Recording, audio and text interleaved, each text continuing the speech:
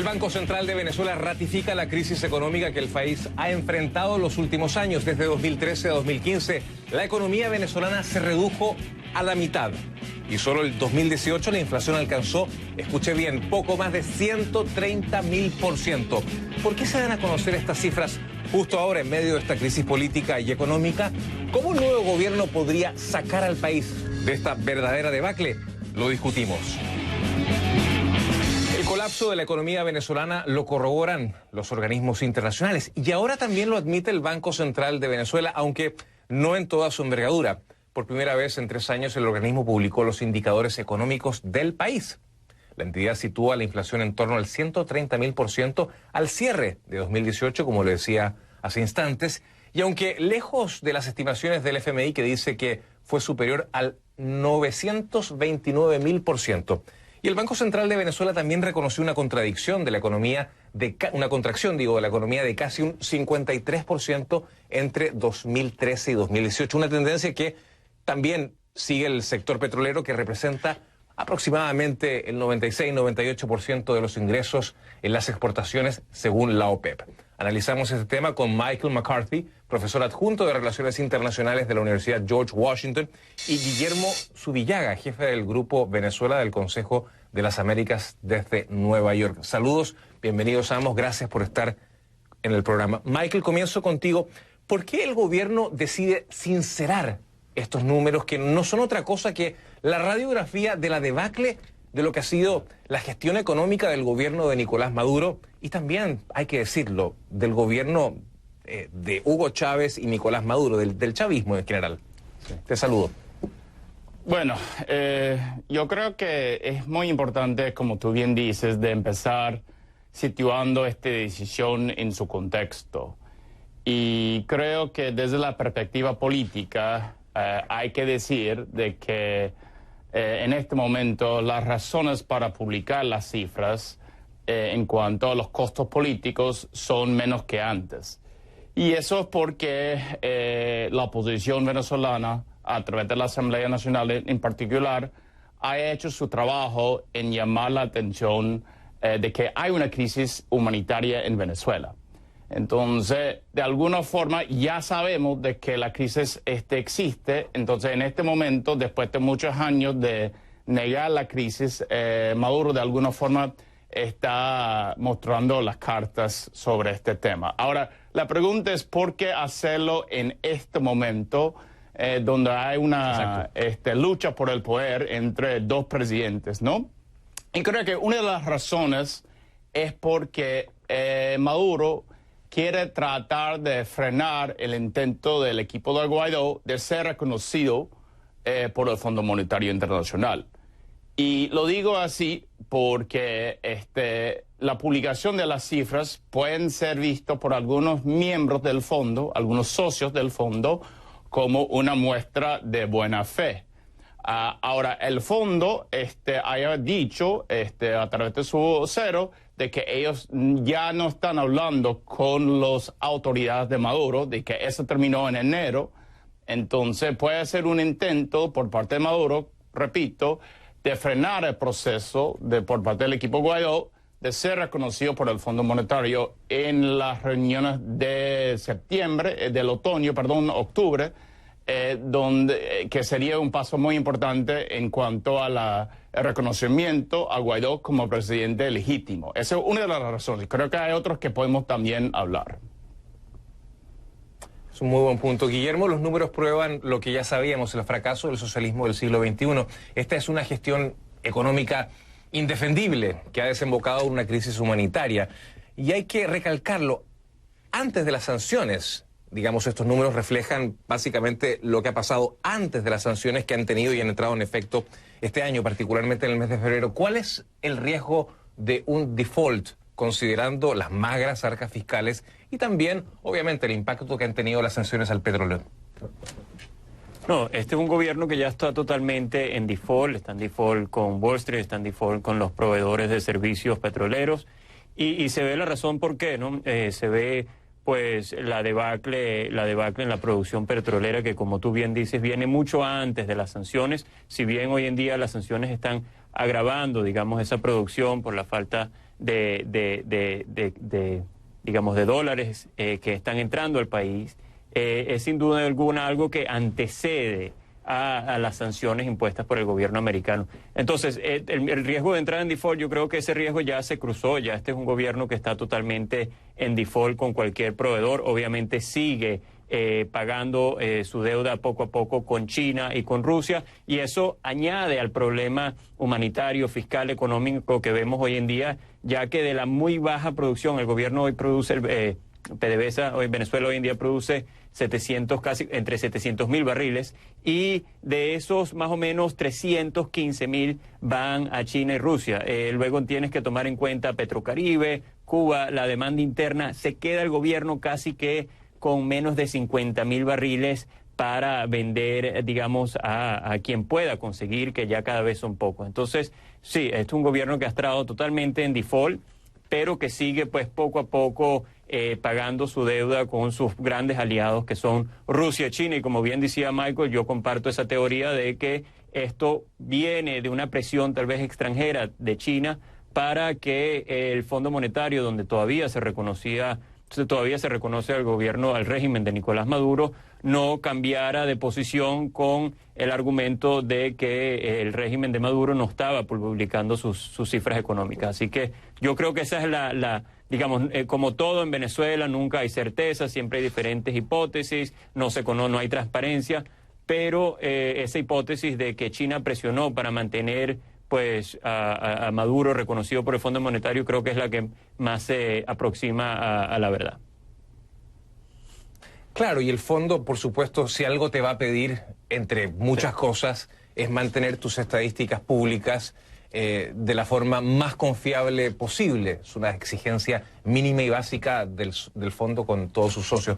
Michael, así las cosas, con una hiperinflación rampante, con una escasez impresionante, con un sector privado cada vez más chico y magro, ¿qué perspectivas puede tener la economía venezolana bajo esta radiografía?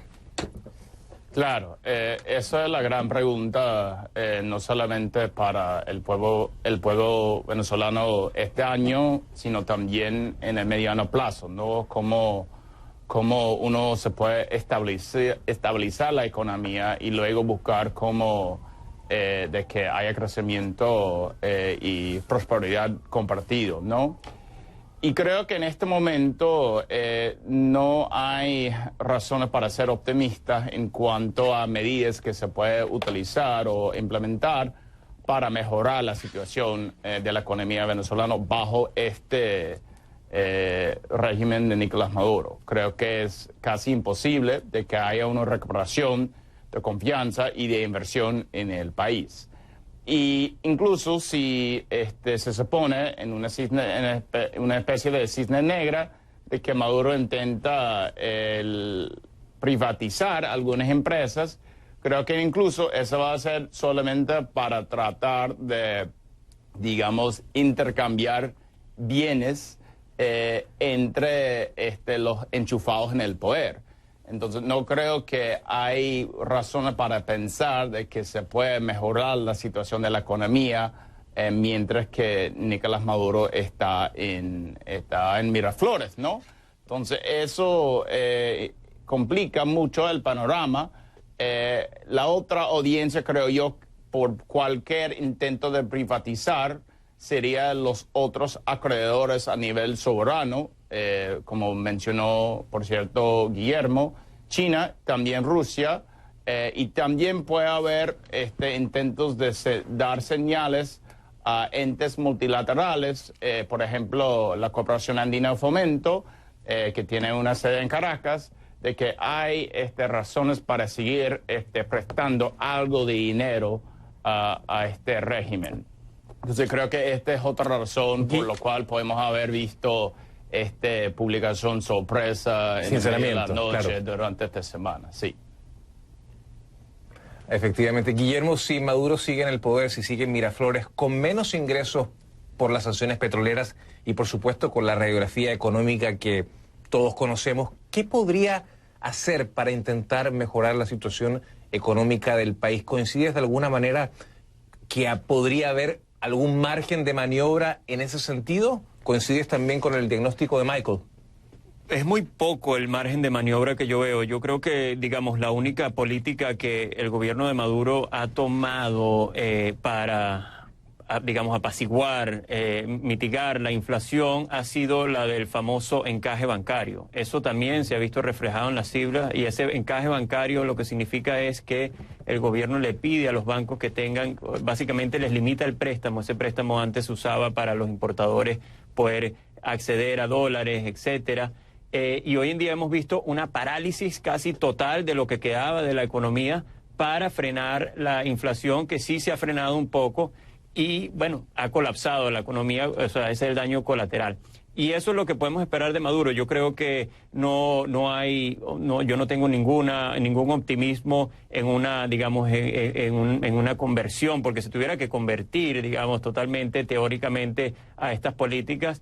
Y lo otro, lo que decía Michael sobre un préstamo, yo veo difícil hoy alguien, especialmente una multilateral, prestándole al gobierno de Maduro, no solamente por estos indicadores, estas notas, que este track record, como ven los inversionistas antes de hacer cualquier préstamo, pero también teniendo en cuenta que hoy en día tenemos una Asamblea Nacional que, si bien no puede ejercer sus poderes, goza de, digamos, un prestigio, un reconocimiento internacional liderado por Guaidó mayor al que ha tenido en muchos años, y es ese mismo prestigio, ese mismo reconocimiento, pues, que hace que un préstamo que no sea reconocido por la Asamblea Nacional sea considerado ilegal. O sea que yo creo que no vamos a ver ningún tipo de primavera o de amanecer después de estas cifras, y es bastante costoso para el gobierno. Así que yo comparto tu curiosidad del saber del por qué, pero no comparto la visión de que aquí va a haber una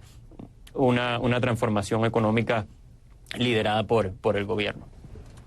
Donde sí me tengo que ir a la pausa, pero sí, donde sí puedo ver algo, digamos, que podemos llamar de alguna forma una profundización de cooperación desde, digamos, Guaidó, Maduro y la comunidad internacional, es en el tema de la ayuda humanitaria. Hasta ahora no ha sido de ninguna forma suficiente la cantidad de recursos que se hayan enviado a Venezuela, tanto desde China como de otros socios, incluso de Estados Unidos, y también por la vía de la Iglesia y también algunos otros entes multilaterales. Yo creo que eso es uno de los espacios donde sí es urgente, de hecho, atender las necesidades sociales del pueblo, porque hay mucha gente que no solamente están sufriendo situaciones de hambre, sino que hay cada vez más situaciones en que por lo cual niños o jóvenes o otros mueren por la falta de medicina y medicamentos en general. Entonces, ese es el único espacio donde yo veo un escenario plausible donde puede haber algo de cooperación, si quieres llamarlo, en cuanto a qué hacer con respecto a la crisis humanitaria en el país. Pero quiero subrayar algo, que eso no necesariamente implica que se va a seguir como que buscando nuevas medidas de cooperación entre la Asamblea Nacional y el Ejecutivo. Eso lo veo como que con muy baja probabilidad en este momento. Pero repito, creo que es muy importante de que haya mayor atención a la crisis humanitaria en Venezuela, porque hay gente muriendo de hambre, sufriendo de la falta de medicina, incluso ya la crisis haya estado, digamos, destabilizando toda la región. Entonces, eso hay que hacerlo ya. Me tengo que ir a la pausa, Michael. Me tengo que ir a la pausa y les dejo planteada una de las preguntas para el próximo bloque. En caso de que asuma un nuevo gobierno, ¿cómo Venezuela podría salir de la debacle económica? Y cuando regresemos también les voy a contar qué reformas se necesitarían, cuál sería el costo para regenerar el aparato productivo en Venezuela. ¿Se requerirá de un cambio cultural después de 20 años de asistencialismo? Lo vamos a continuar debatiendo.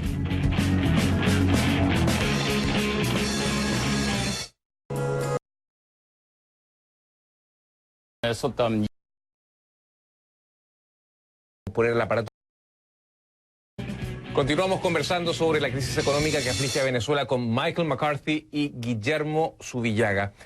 En caso de que se supere la crisis política y asuma un nuevo gobierno, ¿se puede salir de la crisis de qué forma? ¿Tomando medidas para recomponer el aparato productivo? ¿Tomando créditos, deuda? ¿Qué más se necesita, Michael? Wow, sí.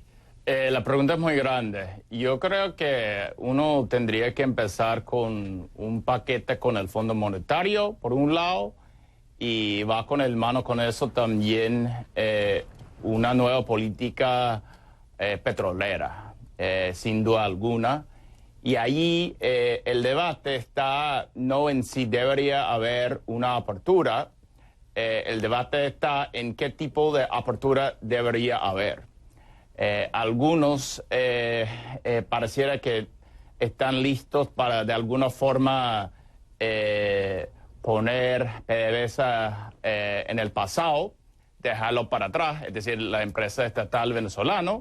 Otros quieren mantenerlo por un tiempo y mientras tanto ir privatizando algunas de las acciones, algunas de las empresas petroleras donde hay participación de las petroleras grandes del mundo. En este momento no hay un consenso completo sobre cómo hacer eso, pero quiero subrayar, repito, de que sin duda alguna va a haber una apertura y va a haber unas negociaciones con el Fondo Monetario y otros entes internacionales para buscar ayuda financiera internacional que va a ser la clave para, digamos, emprender los motores de la economía y la productividad en el país, sin duda alguna. Entonces tiene que venir desde afuera y Venezuela va a necesitar un equipo de expertos, no solamente locales, yo diría que sería incluso importante tener algunos que hayan tenido experiencia en otros casos del mundo, porque estaríamos hablando, José Manuel, de un país post-conflicto, no solamente un país post-crisis, porque como muestran las cifras... Que tiene que reconstruirse. Sí, claro, sí, la reconciliación y ya sabemos con los números formales de que eso ha sido la crisis más grande en la historia de Venezuela, incluso quizás de América Latina. Entonces... no hubo guerra como tal, sin duda pero sí hubo un debacle en la economía, como tú bien dices, pues. Sin duda la crisis más económica, más grande de la historia moderna de América Latina. Guillermo, ¿cuál es tu lectura, tu perspectiva frente a lo que podría ser un gobierno que suceda al actual? Sí, yo coincido con Michael. La reforma petrolera, hay que hacer una ley que sea, pues, ya está, digamos, ese mapa legislativo de una ley que permita una mayor apertura de la mano con PDVSA, puede ser, pero que permita una mayor apertura para incrementar la producción, que como tú dijiste al comienzo del programa, es la fuente número uno por mucho de divisas extranjeras. Luego, explotar los otros sectores que tiene Venezuela, que hoy en día no lo puede hacer porque no puede atraer $1 de inversión que no sea dólar soberano ruso o chino. Venezuela es el cuarto país con los depósitos más grandes de gas y hoy en día no lo puede sacar porque no tiene la capacidad, no tiene el capital. Otra cosa es la minería. Obviamente la minería que se está llevando a cabo en Venezuela es totalmente dañina para el medio ambiente, como vemos en las fotos, pero la minería formal, bien hecha, puede ser un motor de crecimiento y no solamente eso, pero un motor de divisas, porque lo que se necesita son divisas extranjeras para poder digamos, prender una vez más los motores económicos que tanto hablaba Maduro y que en estas cifras que publicó el Banco Central hemos visto que mientras decían que hay que volver a prender los motores económicos, veíamos una disminución, unas caídas de los 2 dígitos. Entonces yo creo que hay mucho que aprender de estas cifras, de qué no hacer, por ejemplo, todos los controles, el tema de las regulaciones. Eso fue la causante de la crisis humanitaria en el tema, por ejemplo, de nutrición, de comida. Así que yo creo que esto nos da una mapa de qué no hacer y por supuesto no cabe duda de que tiene que ir de la mano de grandes multilaterales como el BID, como la CAF, como el Fondo Monetario, y de asistencia. No solamente tienen que ser, digamos, préstamos, sino asistencia. Y ahí es donde, digamos, políticamente los Estados Unidos tienen un veto, porque sin esas sanciones, sin remover esas sanciones, no hay chance de que se pueda, pues, obviamente, transformar la economía. Y también los gobernantes que sucedan a la actual administración tendrán que, de alguna manera, impulsar un cambio cultural en una sociedad que recibe asistencia del Estado, recibe asistencia de quienes dejaron del país, y quizás resetear alguna mentalidad que existe en cierto sector de la población. Me tengo que ir a la pausa y regresamos con las últimas conclusiones sobre este análisis económico sobre Venezuela. Ya volvemos. Cara a cara con Juan Manuel Santos, Juan Carlos López. Y de cómo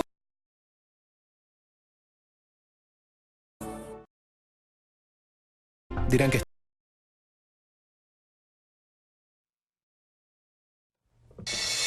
Seguimos analizando la crisis económica venezolana de la mano de Mike McCarthy y también de Guillermo Zubillaga. Michael, comienzo contigo para tus conclusiones finales. Te doy un minuto para que redondees tus ideas finales. Gracias. Mira, yo creo que en la última ronda hablamos de cuáles deberían ser las políticas a nivel técnico, ¿no? Y creo que además de las políticas públicas que deberían tener un nuevo gobierno para que haya una recuperación de la economía en Venezuela, también nos interesa de que esta recuperación sea sostenible. Y para que sea sostenible creo que hay dos piezas fundamentales, ¿no? Uno es el acuerdo político. Tiene que haber un acuerdo político entre las partes en Venezuela, y ya estoy hablando del momento incluso después de una transición. Pero hay que cerrar este nuevo pacto sobre cómo avanzar como frente. Mencioné el caso de Chile, donde hubo una política de concertación para tratar de consolidar los acuerdos. Creo que esa es una lectura importante. Y segundo, tiene que haber una reforma de las instituciones públicas en Venezuela para atacar la corrupción rampante que existe en el país y que ha sido la causa de la crisis humanitaria en Venezuela. Sin estas dos piezas, sin estas dos reformas políticas, si quieres llamarlo, creo que va a ser muy difícil tener una recuperación de la economía que sea sostenible en el tiempo. Gracias, Michael. Ciertamente que en el caso de Chile hubo un programa económico atado a un programa político. Los gobiernos de la concertación efectivamente tuvieron un programa en el cual los partidos políticos se unieron en torno a ciertas reformas que se realizaron y que fueron exitosas en el tiempo. Los comentarios finales y las conclusiones de Guillermo. Gracias, José Manuel. Yo también coincido mucho con Michael en el acuerdo político. También destacaría, regresando pues a la razón de esta conversación, que esta data compartida por el Banco Central de Venezuela es una confesión de parte importante, es un mapa de qué no hacer, es una lectura, es una evidencia que nos queda de cómo llegamos a este desastre, y yo creo que es un momento, es un antes y después. En cuanto al futuro, creo que es muy importante tratar de que el personal capacitado, que han sido los primeros que se han ido del país, regresen. Hoy en día en Venezuela sufre un círculo vicioso que, dadas las condiciones, los más capacitados se van al extranjero, y eso hace pues que la economía se siga contrayendo, de que no haya una capacidad de actividad. Así que yo creo que eso también va a ser una pieza central, y como decía Michael, el acuerdo político e internacional, porque hay muchos tenedores de deuda venezolana que van a estar ansiosos, llevan tiempo esperando en estado en default, y en ese momento pues van a tener que formar parte de un acuerdo que permita a Venezuela pelear la crisis humanitaria y empezar en una senda de desarrollo sostenible. Gracias, Guillermo. Gracias a Guillermo, y también gracias a Michael McCarthy, profesor adjunto de Relaciones Internacionales de la Universidad George Washington, y a Guillermo Zubillaga, jefe del Grupo Venezuela del Consejo de las Américas desde Nueva York. Les agradezco muchísimo, es un tema que por supuesto que sigue, continúa, y lo seguiremos analizando. Buenas noches, hasta pronto.